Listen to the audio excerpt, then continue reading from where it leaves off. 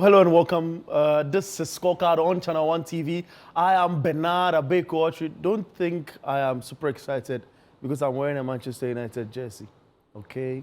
The jersey is just for the show, but I've got, brilliant analysts here to delve into that, and maybe they might just bring the excitement out of my bone, if you want, or my spine, so if you want the fleshly part of me. But hey, that's us on the sidelines, so we'll get into that. We'll talk about the greatest league on planet, the English Premier League.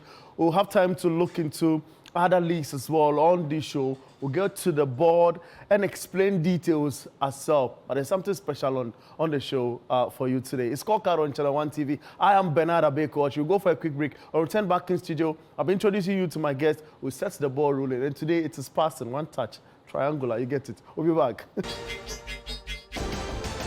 Back to Scorecard on Channel 1 TV. I am Bernard Abekochi. Let's get into it. On my immediate right is Coach Christopher Nimley.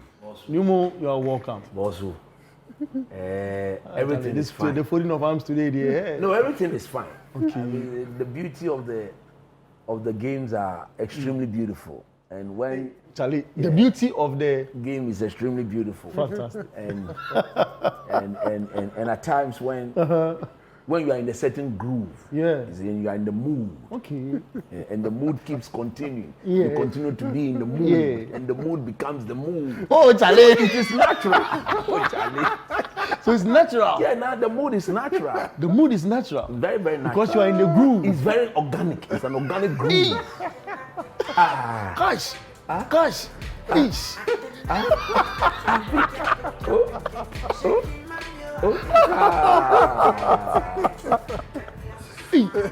Hey.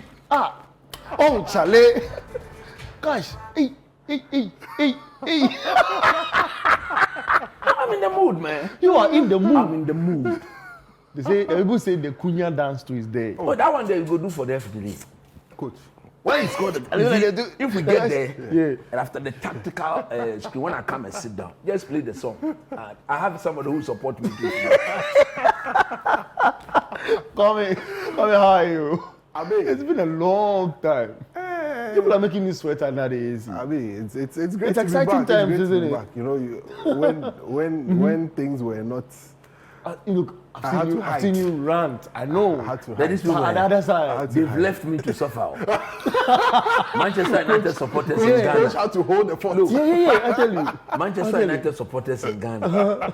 When the team loses, I'm the only person who come and receive all the backfire. Yeah, true. It's true. True. The whole Ghana. Yeah. You see, the platform, without a doubt, is the biggest in the country. 100%. So when the team loses and I'm there, everybody just descends. Yeah.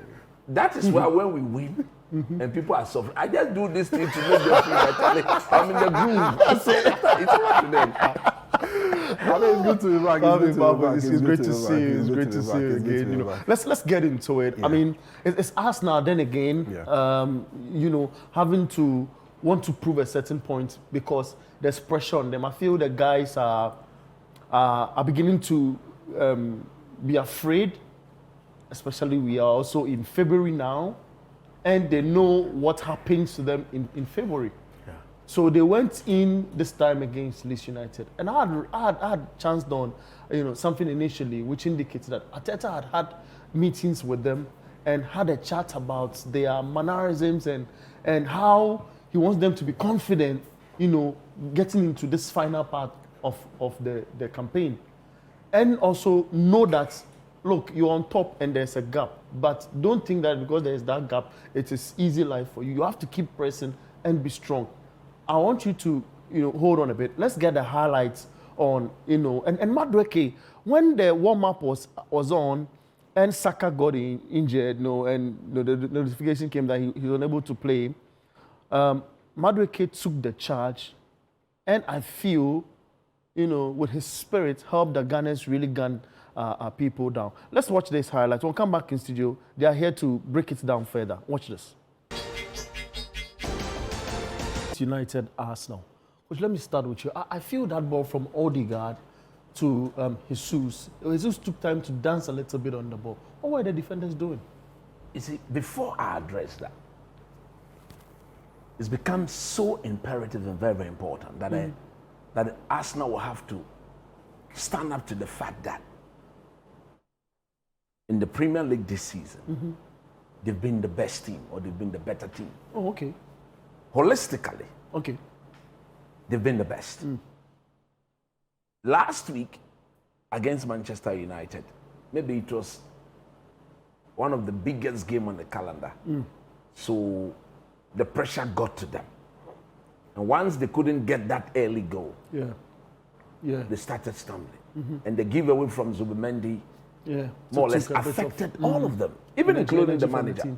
And when Dogu scored and they came back, you saw the jubilation. They overly jubilated. Oh, okay. And then within it, because a team is most vulnerable just after scoring. True. That is what we've been told. True. I mean, that excitement. Yes, I remember very well. That was the first thing I learned in one of my coaching courses in the States. Okay.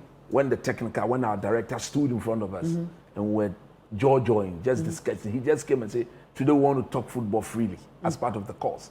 Tell us the various scenarios and situations in the game.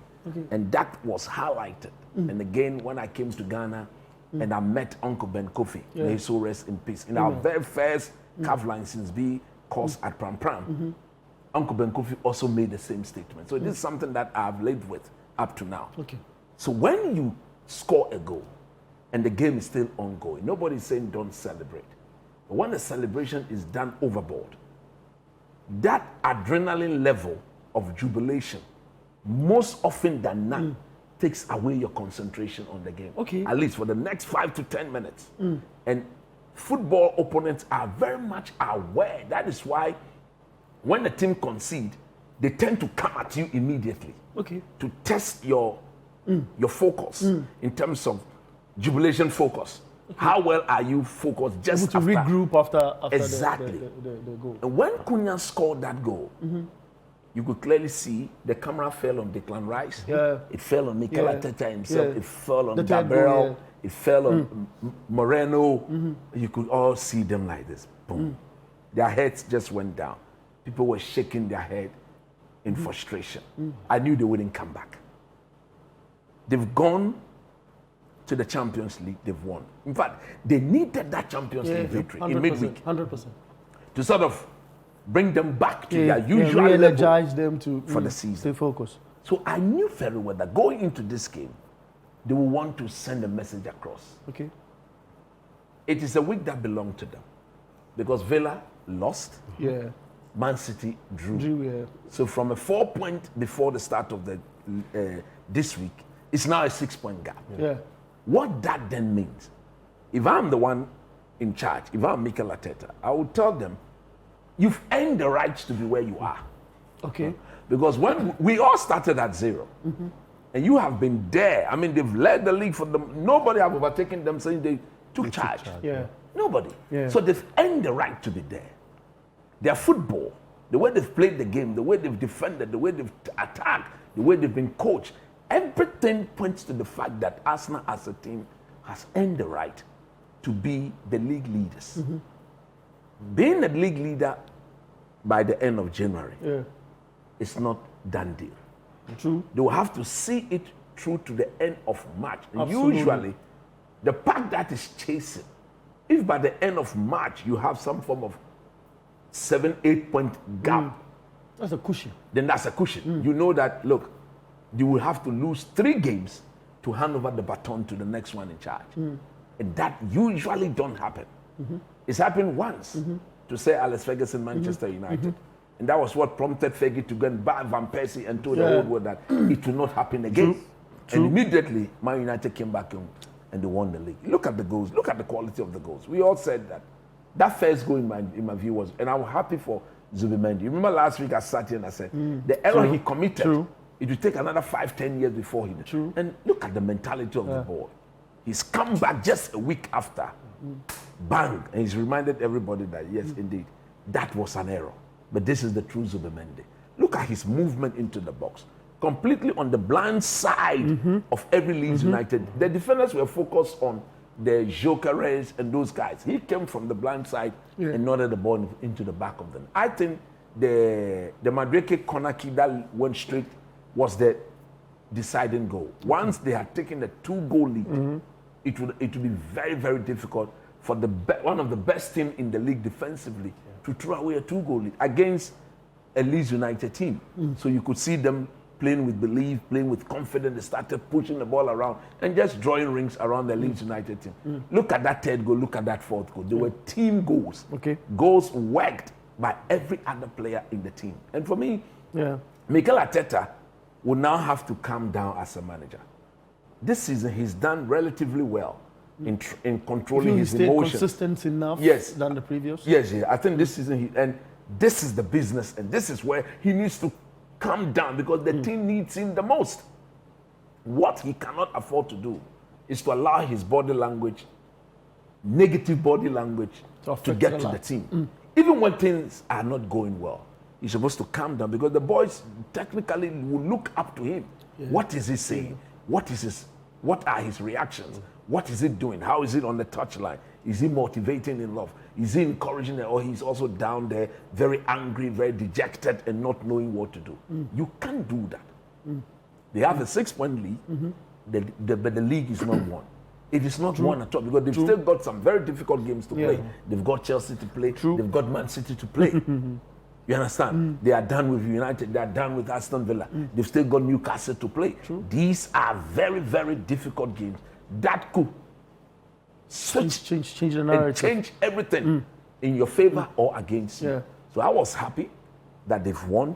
And I've said from week 1, I said I expect Arsenal to win. If they don't win, absolutely, fire Mikel Arteta. I stand by that. And he has to find a way to win the league. Interesting, submissions in there. But I mean, what's your take? My highlight is he talks about the mental bit of the game. And I saw that right from when Madueke was giving the nod that look, Saka is not, and we all know what Saka's contribution is to this football club. But he goes in and organizes himself, and it seems he's the channel to fetch the important goals from the onset, like Coach rightly indicated. What's your take on that? Well, the whole Arsenal thing is mental, especially at the business end. If you've observed them in the last 3 seasons when they have sort of put up some sort of a challenge to be it Liverpool, be it Man City 2 times, it's the issue of how they end the season. True. As Coach rightly said, the United game rattled them. Especially when that Dogu goal went inside.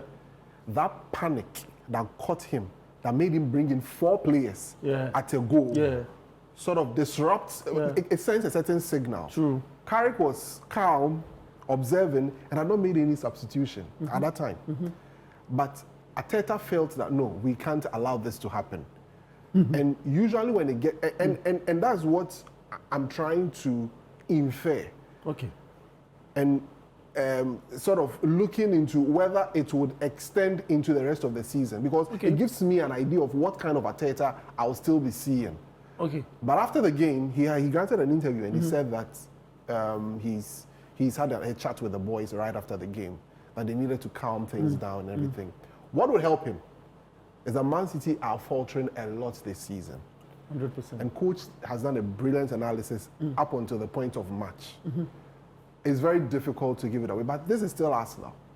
Well, what do you mean if you say this is still Arsenal? I say this is still Arsenal because you remember that 2 seasons ago against Villa, that Oli Watkins demolition that he did to them there. I was wondering, you are in control. How then do you allow yourself to get into this position? So the whole Arsenal situation is more mental. What they've done for themselves this season, the step forward I think they've taken is that they are a very difficult team to beat. You must go the extra mile to be able to beat this Arsenal side. They don't concede much. They've built themselves to be that defensive. Exactly. That is why Ferguson will say defense wins you titles. Right? LVG will say just score 1 goal better than the opponent and you are winning a football match. And that is what Arsenal is trying to do, using every means possible for them. So it was imperative that they go into this game and show that, okay, we are still in control. You played ahead of the other 2 people that are closely, how do you call it, following up with you on the league lock. So what do? Go in there, win the game, relax, watch what happens. Now it's a 6 points gap for you. Yeah. So you need to calm things down. But I'm still going to watch Arteta because that body language he showed against United makes me believe he's still not gotten there yet. Okay. But what might help Arsenal this time around is the teams that are chasing him. And Man City, just today, 2-goal lead, they've drawn that game. But it's still some about 14, 15 games to go. Yeah. So you just can't write any team out off. Arteta would need to check himself first and be able to transmit that same energy to the other boys in the team. That's what he needs to do. It's all mental. In terms of quality of play, I don't have a problem with Arsenal. He addressed that as well, the coach himself. Everything to the has players. to do with what is happening to them mentally. And it starts with the coach, Mikel Arteta. Let's move from Mikel for a second and get to the board, because interestingly, Ross, coach's favorite coach, seemed to know and understand what this team needs. From the business point of their Strasbourg, Bluco, what have you, to England, to the bridge, and what he has to use these lads to do. But for Garnacho, it's surprising.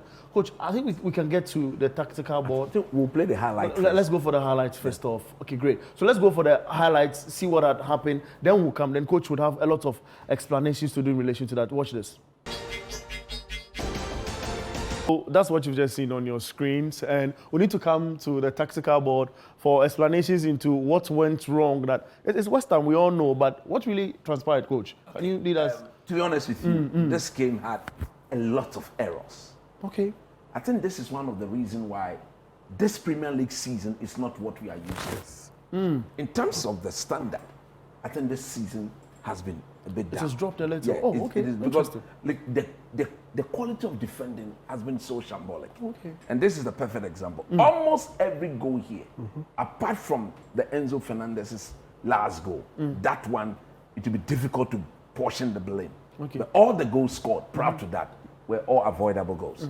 Now, people talk about formation and systems, okay? The formation, we all agree, is the framework Absolutely. upon which the system is what established. Absolutely. Or the system.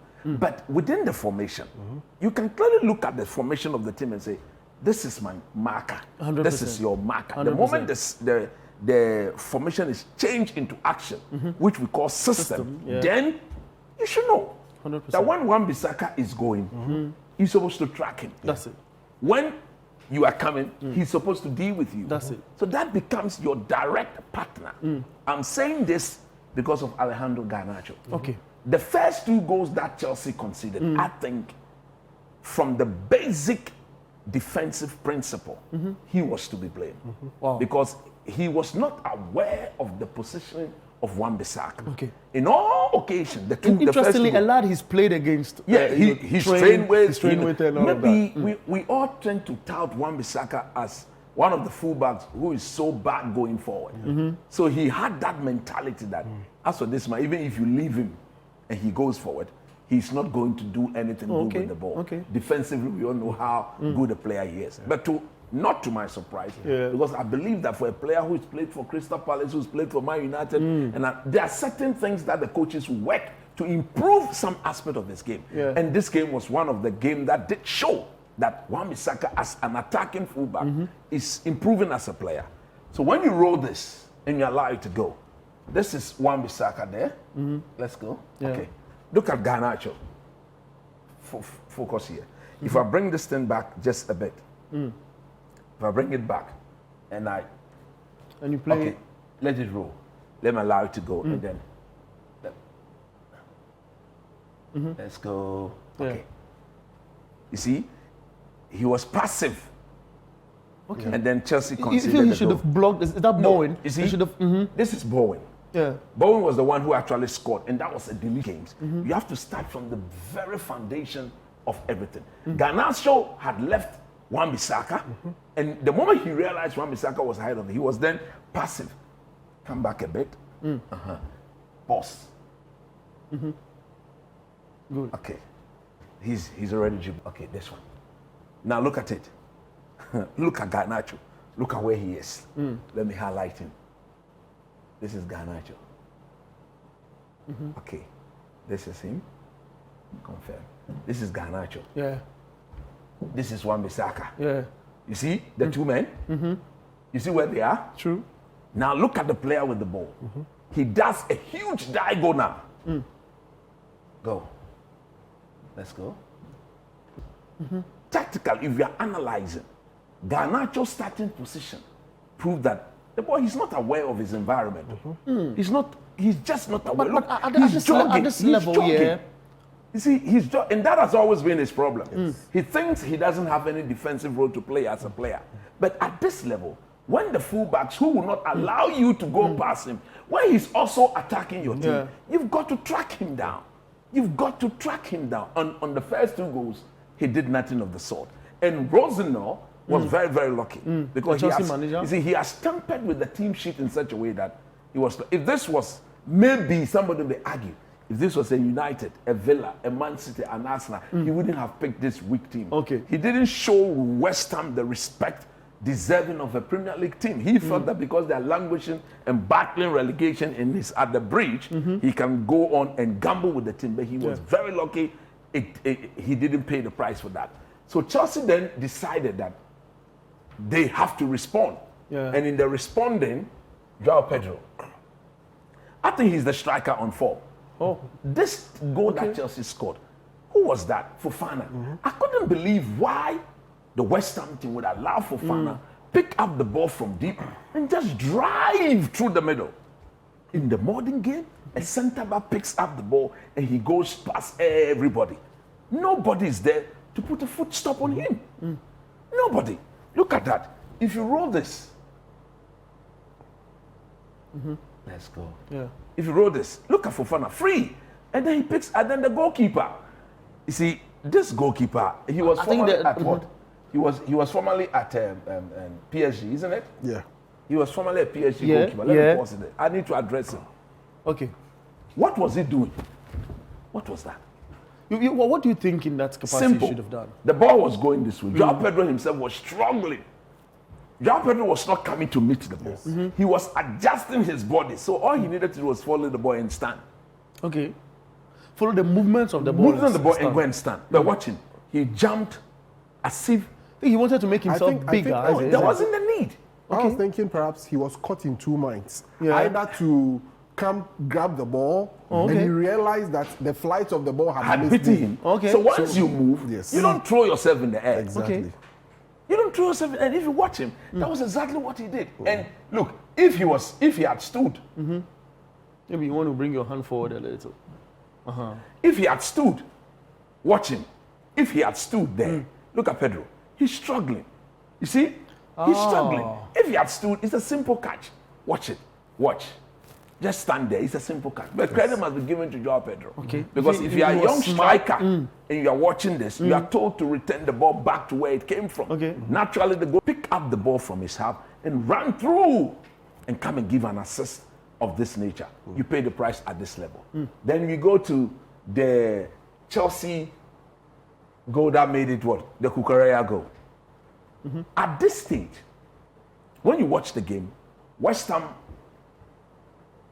they were afraid they were going to Concede or something? not only concede, but they were going to throw the league away. Okay. You could clearly see it coming.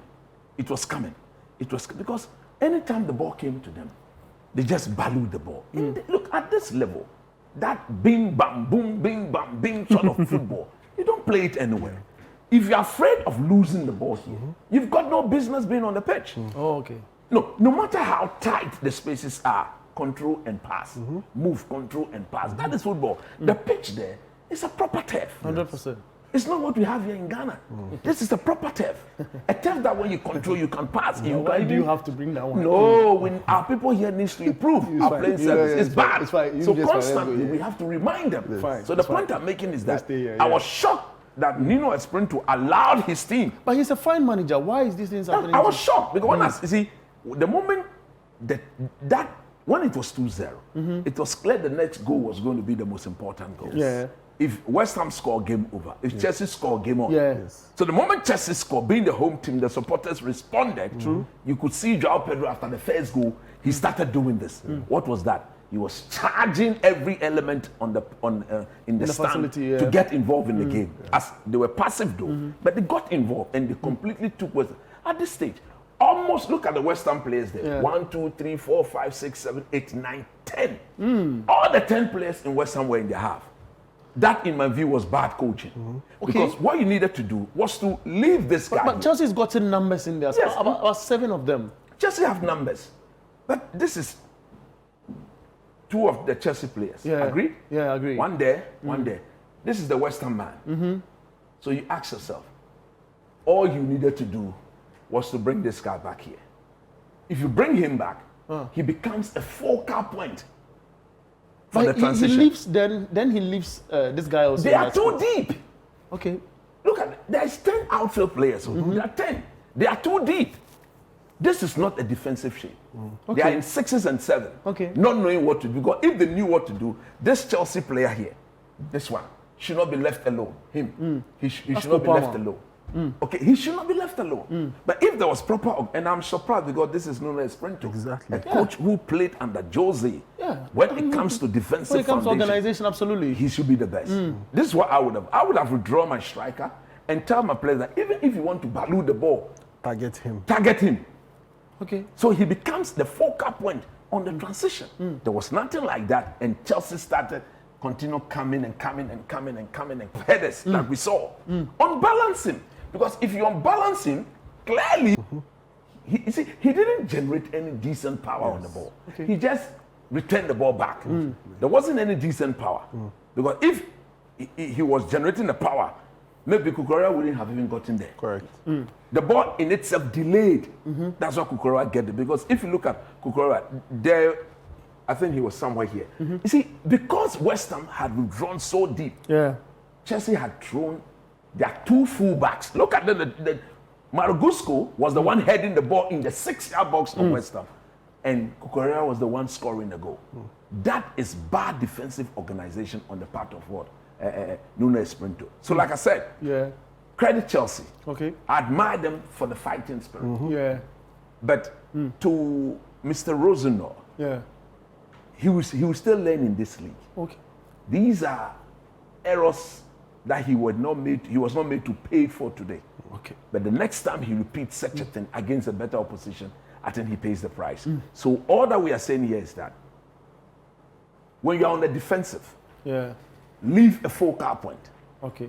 If your players don't have the belief to pass the ball through the press, leave a striker there so that when they are kicking, they should kick to him. And then if he can block, hold on, commit the foul, or not invite the foul, everybody take a breathing rest. Okay. And then you walk towards them. And then you just say something must be done to break the momentum at which you are being incessantly attacked. If you can do that, then of course, you give yourself some respite and then you take charge of the situation. But for me, the fact that we drew all their players into the half, what was the time in there? It was not even in the 70th This was just about the 70th minute. You don't defend like that for 20 minutes. You definitely concede. At the bridge, that small pitch, Chelsea will nail you. Great. That's fantastic. So I mean, you're okay with? Yeah, I'm okay. Fantastic. It is there because if you look at how congested they are, it will be difficult to blame anybody. Okay. But they were congested, but not properly organized. Okay. They just had the numbers there, but the proper shape was not what we saw. Great. I want us to go for a quick break in here. We'll come back and continue with the show. We've got another highlight on the board to also paint a picture quite clear. This Scorecard on Channel 1 TV. We'll go for a quick break. When we return back in studio, we'll do more of this. This is Scorecard on Channel 1 TV. We'll get back to the tactical, but I want to do 3 messages because I've seen a lot of them coming in, and then we'll go for the highlights of the United game. We'll come back to the board and try and paint the picture clearer. So, hello, good evening, boss. I'm Amos. I think they should give Manchester United the EPL trophy this season. They deserve it. Abeku, why you mark United jersey? I want to know what's behind it. Charlie, nothing there behind, I beg you. Good evening, guys. Please play a picky for my coach. I've missed his moves. Going forward, I think Manchester United owners need to treat the managers like toothbrush. Change them every 3 months. The team play better under new coaches. Locomotion from Ashali Boche. I love the way coach was dancing. He makes me happy every weekend. But I'm a Chelsea fan, though. Kwame David from Brekum. So there are a lot of messages there. I want us to go for the highlights. I mean, I'll take time to read all of the messages for you. But let's go for the highlights of that game between Manchester United and Fulham, which United won by 3-2. When we come back, we'll get to the tactical board and we'll explain matters here on the show. Watch this. It's one of the events that gets a lot of people excited, especially because of this man and his antics and what have you. But he wants to touch, on what he sees as positives and negatives in what he saw in today's game. What happened? What was your take in on the first goal that Casemiro scored? Again, I don't get why. I don't know whether it's the coaching or because look, Manchester United as a team is not a physical team. When I say physical, they don't have enough height. So aerial dominance, right? They don't have it. Unlike a team like Arsenal, they've got so many good headers on the ball. Now look at Fulham. This is a free kick. There's no way Bruno is scoring from there. Bruno cannot score from here. Clearly, he's going to pick somebody up for the person to score. Yeah. Now look at it. If you count the Fulham players, 1, 2, 3, 4, 5, 6, 7, 8, 9, 10. That's so crowding the space. The entire playing body were all in the box. Now, if you are all in the box, there must be basic responsibility. People must take charge of the situation. Because I don't need to be there, but I could tell that the two likely threats on the ball here are both Casemiro and Harry Maguire. Okay. As to how they couldn't see that was shocking to me. Lisandro Martinez, Bruno cannot pick him up from there. Brandon Buemo is not a good header of the ball from set pieces. Matthias Cunha, he's got her, but he's not a good header of the ball. It is clear that Bruno can only pick up Maguire or Casemiro. Now watch. The very good headers of the ball of Fulham, they were all doing zonal marking. Yes. Okay. Maguire and Casemiro is there. Nobody is keeping them within check. They have been allowed to pick their run. Once the delivery was right, they score. Now look at Bruno. Sensibly. This guy, I remember when he came to United. That's 12 assists so far in this campaign. Bruno Awareness Fernandez. You know, I gave him the name Awareness. He's aware of the situation. He knew that if he can give this ball a proper height, that would be within the zone for Casemiro and Maguire to come and attack. It's 1-0. So look at what he did. He just caresses the ball into the air like that. Caresses the ball into the air. And when I show you that, you see. Now watch. Into the air. Casemiro comes into the back of the net. Okay? Casemiro comes, it's in the back of the net. Let's go. Watch it. You see, if you watch the replay, just watch what Bruno does. He doesn't, the tallest Fulham defenders, none of them were within range.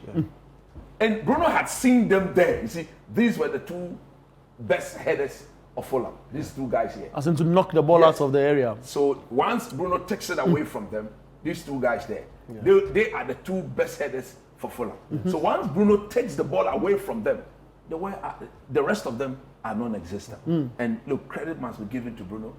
I like what Casemiro is doing. He's aware that his days there are seriously numbered. True. He's going. But look at, since the announcement, he's had a bang, a bang, and a bang. Since the announcement came just before my and he was the man of the match too. Man City, that at the end of the season he's leaving the team. But he's shown that indeed he's a proper professional player. He wants to leave the team in the Champions League area before he says goodbye. And I like the way the supporters too have taken to him and they've motivated him in whatever he's doing. So that was the first goal. Then we go to the second goal. The Matthias Cunha goal. Charlie, this guy, I mean, he kept so long. United should have bought him long ago. I told people here, this is not Garnacho, this is not Rashford, this is not Jadon Sancho. Okay. When you are running and you do this, then they are on the floor. This is Matthias Cunha, this is Mbumo. This is Benjamin Sesko. Fighters, They've got physical presence. You don't just brush them off the ball. True. And look at him. When they started picking the pass. One thing that he does, he reads, look at him, he started calling for the ball from there. Look, you see him doing this. Give it to me. Yeah. Give it to me. Now, Casemiro, he allows the ball to move across his body. Another player would have, if he had taken the touch, the defenders would have just closed in on him. But the moment he knew, he had surveyed, if you look, he surveyed his environment already. Yeah. He knew what his surrounding But that's a tight area also. That's a tight, and then I'm going to plant show the you ball. tactical. He knew that. You see, people are taught how to play football. Okay. That your instinct, your intelligence. True. should I've listened also to players guide you who to- say that too before, yeah. should guide you to. Instinct. At that angle, it doesn't favor the player, it favors the goalkeeper. So he knew that any go up, Okay. up the roof, Look at him. The He angle was knew. very tight. The Super angle was tight. very It was tight. super tight. And normally the goalkeepers do have the advantage there. So he went up back into the. I think the most important talking point is the penalty. Yes, I agree it's a penalty. Okay. But before that penalty, Yeah. this is something that Carrick will have to address. What sort of midfield shape too is this? Look at him. Abi, I think I think maybe because of the shifting of the team no, positionally. when you shift, Is it? you don't shift and leave this whole place. empty. You don't shift and leave this whole place empty. Look at this whole gap here. And this guy stands an advantage, And doesn't Fulham he? knew that both at this moment, there was no Casemiro in the Yeah. game. There was Kobe Menu and Ugarte. Look at the two United midfielders. Look at them. Look at the two of them. This is Kobe, this is Ugarte. What are you doing there? One of you should be in the act. This is why people like Casemiro will be missed once they retire. True. Because they are specialists in the role. They understand. United would have to do proper replacements. That is, you know. that is Baleba. When someone say that is a counter press gone wrong, That's what I'm saying. That you see, the counter press. Look at Shesko. yes, You see, he was pointing. He was passive. they are trying to box them to win the ball back. Okay. If you are boxing them, you box them properly, Yeah. and then you must be a bit more aggressive in trying to do that. But look at that. The ball was bouncing. So all the Fulham player did was to lift the ball into the empty space. Now, once the ball was lifted into the empty space, look at it. He picks up the ball. Pause. Takes a lot of players away. Lots of players away from the area. Pause. I want to show something here. Okay. Okay, again. Let it go. It will come back. Okay. Let it go. It will come back. I want to show. At that stage, Dallo was. Look. Yes, it is. Is that Jimenez? Eh? Raul Jimenez, Yes, yes. that's Raul Jimenez. Jimenez, yeah. Okay, let it go, and when it comes back, then I'll stop it where I want to stop it. Good penalty. Yeah, very good. You see, he checked for the goalkeeper to move. Yeah. The Lamens wouldn't move, so he realized that he had to go to the roof. If he had put it anywhere down, he catches it. Now, this is the point I was making. When you move this, Pause there. A lot see? of space. Look at the gap, space A there. lot of that. Nobody pressing him. Now, this is the scorer of the goal. But look at Diago Dallo. Look at Dallo. He has his head Look down. at he has his head down. You see, this is Dallo. This is Maguire. Maguire understands that there's a gap that he needs to close. Okay. Dallo's movement was late. This is why you are paid the money you are paid. This is where you make your money. This is why you make Prove your your money. worth, isn't it? Okay? His movement clearly should have doubled up in such a way that he goes to at least block the channel of the pass or get closer. He didn't. When you roll this up, you see the space? Look at that. He's jogging. He's virtually jogging. Wow, brain. He's tired. So this one, I don't blame Harry Maguire. Okay. In fact, he nearly got to the ball. He had to do what he had to He had do. to do what he had to do. Yeah. And so that was allowed. Then, let me just move there because of time. If you look at that Fulham goal, Yeah. I think it was the best goal of the game. Yeah, Kevin's goal. Yeah, I think this was the best goal of the game. United again. I'm a bit disappointed in Mazwari. You see, I don't know. You don't back off. I agree. You don't back up. Look at the distance You and the see, situation. already there's a gap there. So go and close the gap. That's it. Don't back off. Back off. As you back, he's coming. Yeah. Once he's coming, you cannot see what is happening True. behind you. So and you see, at this level, players are taught not to keep their eyes on the ball. Once they've received the ball, it's connected with the brain. So their imagination knows where the ball is. Okay. So they are controlling, but they are watching what is happening. Okay? Now, once you back off, technically, you are inviting a player to come and support. Now, when the shape of the support is not proper, the team is going to be in trouble. And watch what happened. When he backed, a team is most vulnerable just after scoring. If you watch, we did a game on radio. 100%. He jubilated and it affected the entire Fulham. Because I understand the jubilation, but you as the coach, you need to keep your head Composure, immediately. It is nice to go 2-2 at Old Trafford from a 2-0 down, losing the game at 2-0. It is proper to jubilate. But as the manager, you don't get yourself carried away. Like this is where you make your money. He jubilated and he forgot to tell them to calm down. And focus on the game. Focus on the game. He didn't do that. So just within a minute of the restart,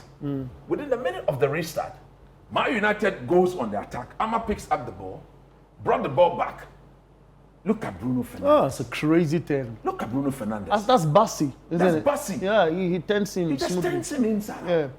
Bruno knew that if he had touched the ball, Bassi would go and clamp it. He would just clamp into him, and that's a foul. And that gives Fulham the chance for them to come and defend. But look at Šeško again. Look at it. Go. Let me pause it here. Pause. You see, at this stage, I maintain the Fulham team, they were still in jubilant mood. They had lost the ship. Look at, you see, you don't allow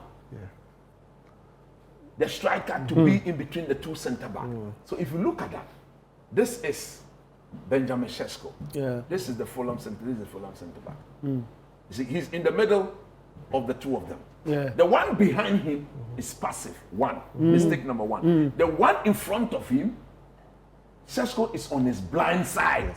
He's aware that Šeško is there. Yeah. But he thought Šeško movement would take him to the first post here. He thought that was where Šeško would go. Because of course there's space there to attack. And I'm telling you for a fact that Bruno's intention was to put the ball in that zone. Oh, okay. Not to bring the ball back. Okay. Because the ball going forward would have made Šeško work a bit more easier.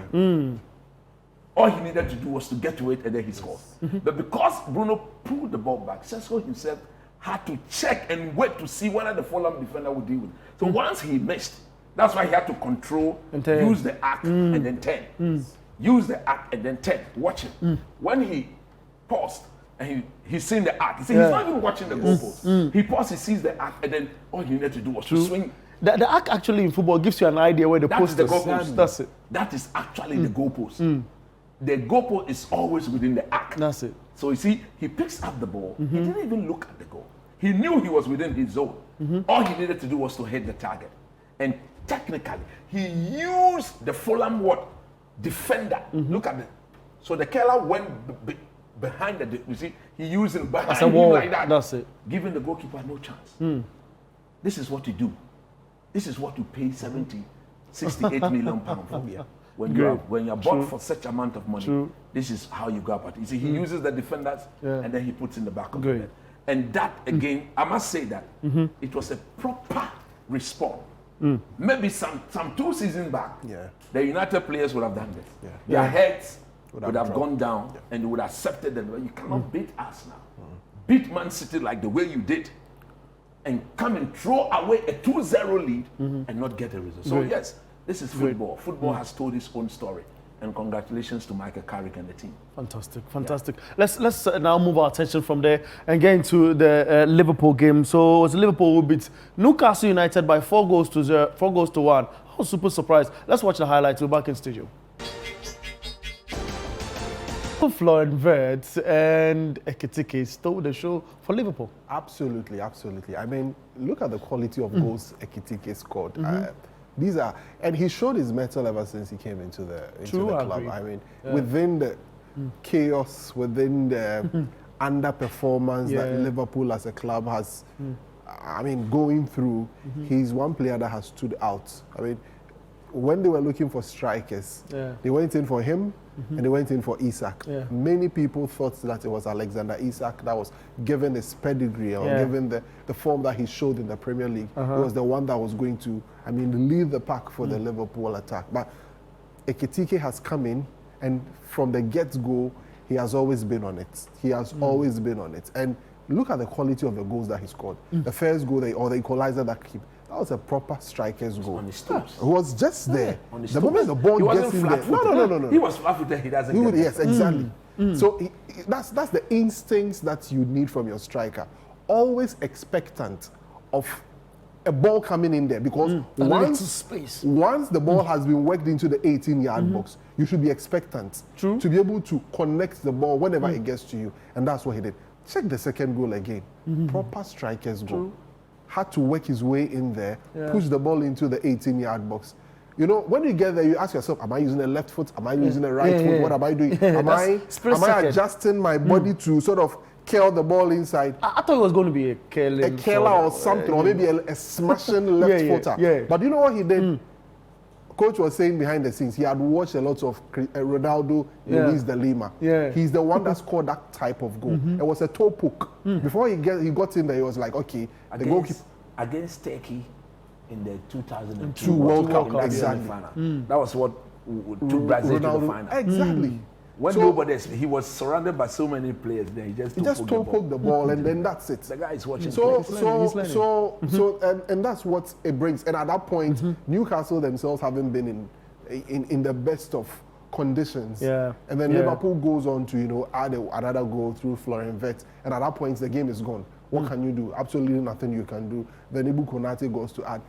After going about 5 games without a win, drawing about 3 or 4 times, losing the last game against Bournemouth, Liverpool needed to respond, and that's exactly what. It's a perfect response. It was a good response. Given that United is coming back into form, now the top 4 has become a bit more chaotic between United, Liverpool, and Villa. then Villa is now being sucked in because they've lost 2 of their last 3 games. They lost against Everton at home, and today they've lost against Brentford at home. Even going with Brentford going a man down. So they are being sucked into the whole thing. And given United's form, Liverpool are now trying to generate some sort of energy to be able to get themselves in. And looking at the fact that it is possible England might get the 5th position, given how well they are performing in England, in the Champions League, it gives the other teams the opportunity to think, okay, third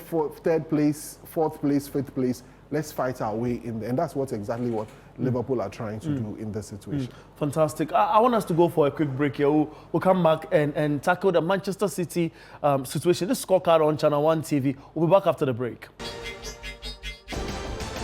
You're welcome back. This is Scorecard on Channel 1 TV. I get into your messages, then we'll get to talk more here in the studio. So you get to watch the City stuff as well, right on your screens. I love the way Coach was dancing. He makes me happy every weekend, but I am a Chelsea fan. That's Kwame David from Brekum. Good evening, guys. Coach is showing us some skills, or some dancing skills, he adds. Man United fans are swimming in the sea of happiness.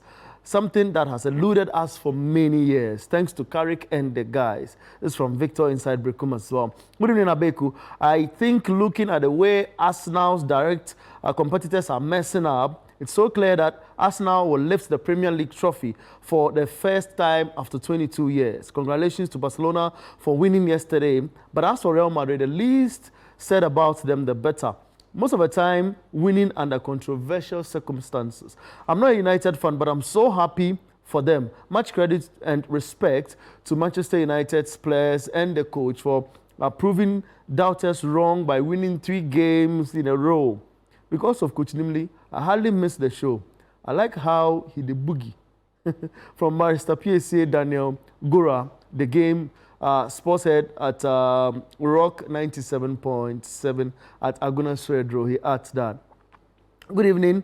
My sports show, our sports show, Ghana's #1 sports program. Man U is back with the wins and we are happy. Coach Nimley is the reason why I'm watching this show all the time. Man U is winning but conceding goals, and that's very bad. Naps inside Tamale. From Abraham Jadu of Broadcasting, Accra. Kudos to my darling club Manchester United for defeating Fulham, and bravo to Michael Carrick for scoring 3/3 or 9/9 since he took over the team. We'll say United forever. I remember when Chelsea bought Garnacho, their fans said United don't know how to use him. So they are going to show United how to use him. Now, I don't know whether I should cry or laugh because as it stands, Garnacho at United was better than Garnacho at Chelsea. Anyway, we are still waiting for Chelsea to show us how to use him. Bellyman adds that, says in that message, I'm enjoying every bit of the show. My week was good because my darling club, Chelsea, won. And Antoine Semenyo is really on form. Wishing my sister Mabel Ajokosoa a belated birthday. I'm Nijas from Tishi. He adds. Let's get into the Manchester City highlights. We'll come back and talk more. That's what you want to see from your striker coach. That was a good goal. You see, it's nice to score the simple goals, but when you think outside of the box, not only in football, even in real life situations, there are times you have to go outside of the box and then look at how you can do things a bit differently. I remember when we're in school and we're being taught the Schrödinger equation at the master's level. In chemistry, where we're taught particle in the box, particle outside of the box. How do they behave differently? True. This was a particle outside of the box finish. Situation. Okay. You understand? The guy, you said what? Scorpion, eh? Yeah, Scorpion. The ball was behind him. A Giroud sort of, Mkhitaryan as well, That he had to improvise. Yes. That is the thinking outside of the box. They were losing. The ball was meant for him, but the delivery and his movement made sure that they were not in sync. So he had to do something different. And look at what happened. It paid off. True. Eventually, that's what rescued a point for them. Yeah. And if you're a coach and you've got such a player, you put him in. You start to But I'm a bit disappointed in Man City. Why? Because normally when they take a 2-point lead, they will control the game. They will take the steam out of the game. Rodri is still trying to regain his full match fitness. You can clearly see that Pep is managing and using him for the Spanish team for the World Cup. So he plays today, he rests him 2-3 games. This is something that has been done at that level. Okay. People are thinking outside of the box. Because Spain won Rodri at the World Cup. He's a fantastic player when he's on his A game. He's coming back from a ACL. He had the ACL, he came back, there was a setback, he went again, came and there was a setback. So now you have to manage his. So I would have thought that Pep will get people in and around him for them to do the control. Where was Bernardo Silva? He's lost control of the object. So for me, look, if they continue behaving like this, we are left with 14 more games. Arsenal will win it. Because they are without a doubt Arsenal direct competitor. If you are competing for the league, you don't throw away a 2-goal lead against one of the most porous team in the league. This Spurs' defense and this play, they are so porous. No, even they are so permeable. Very permeable. Everybody's beating them left, right, center. They have lots of players. If you look at the bench of Spurs today, you can't recognize anybody there. The coach has had to call back nine players who just get into the starting 11 injured. Pep will look at this and he will look at the players and say, "Come on, man." Should have gotten the 3 points. Simple as that. I mean, Kwame, for you, what's the situation before we even get to Spain? Well, I don't know if Pep has been getting tactically fatigued. I don't know. What makes you say that? Maresca is waiting. You see, it gets to a point where you win. It gets to a point where that motivation sort of comes. And that's why I respect Alex Ferguson a lot. Because you keep going and you keep going and you keep going. Pep once said, after he left Barca, that I couldn't motivate my players anymore. True. Right? So, and at Man City, he's been there the full stretch. I think 10 years, eh? Yes. And what has happened is that he's gotten to a point where he's had to phase out a team. He's had to, he's in the process of rebuilding a whole new team. And the league is getting different. Different in such a way that even the amount of time the ball is in play, now has reduced.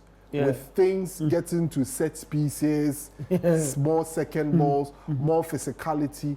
So the league that a lot of people have actually said that Pep Guardiola had to have a greater influence, even in terms of the way teams play, with the issue of playing out from the back and everything, it's still undergoing some sort of revolution, right? So I don't know if all of these things have come together to affect Pep's team to be able to, not be able to be that vintage Pep Guardiola side that you'd always expect them to be. So it's become very difficult for them. The new signings, today are on, another day are off. Yeah. And he's lost a lot of his defenders as well. So a lot of things are happen to be going not so well for him currently as the coach of Manchester City. And that's why a lot of people believe that by the end of the season, Pep Guardiola might leave Manchester City.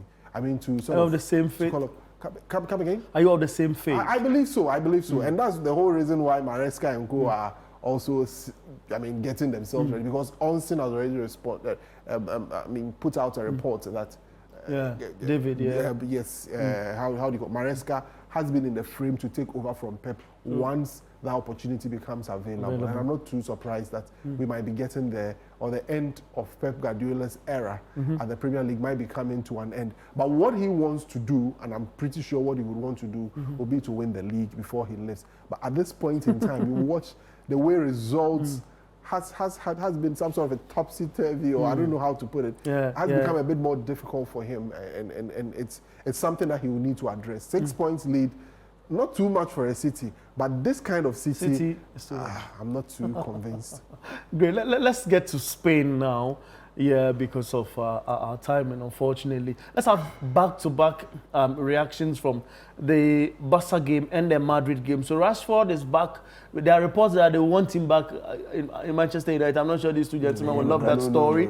But again, there's Mbappe also, behind the sports kick, having penalty, if you want, festival for Real Madrid. Let's watch it back. You have Rashford tapping in like that, you would want him at United? No. He should stay there. See, for his own good, he should pray the people at Barcelona pay the money. And just bring like 35 million. Let him stay. Even they offer 25 million, Man United will take it. Because clearly, if he comes, who is he taking out of that United team? He's not dropped. He's not benching Cunha. He's not benching. But you agree that he's had nice form at Barca? Right? Yeah, that's why he needs to stay there. The form is good there, so you stay. You don't come to where your form can be bad. You understand? So the form is good there. You stay where your form is good, and that brings a bit of maturity to his game too. But look, it's more of a two-horse race, isn't it? So the referee and people are making sure that the El Clasico will be the decider, and we'll see who will win, because everything is being done for. Is that a penalty? It's not a penalty. Yeah, the Madrid situation. I mean, it's bad, but it is what it is. You agree, Kwame? It's not I don't know. I didn't watch the game, but I don't know why VAR probably didn't check. They didn't check because I don't see how that's a penalty. The Madrid player dived into the player, and then he went down. Something had to give some way somehow. So, like Coach rightly said, maybe they are trying to set up properly for the El Clasico and all of that. But Barcelona, for me, I don't know. If you check the XG for that Barcelona game, that was 6. I don't think I have seen any. And they had about 15 big chances. 15 big chances in that game. It tells you how much they keep going so since XG came into the system, that's the highest. I'm not surprised, because I've never seen a 6 XG before. Yeah, it's crazy. That was huge for them to just score 3 goals. They need to check who is leading that line, because that should have been a lot more goals in that game for Barcelona. But it's a two-horse race. We would have to see how it goes, especially in the El Clasico. All right, great. This is where time won't permit us, unfortunately. And thank you very much, Coach Christopher Nimley. Thank you, Kwame Amin, for us. And people behind the scenes that made this show an awesome one. And you who watched on set as well. Come your way same time next week on Scorecard here on Channel 1 TV. I am Bernard Abekootri. We'll meet you same time next week.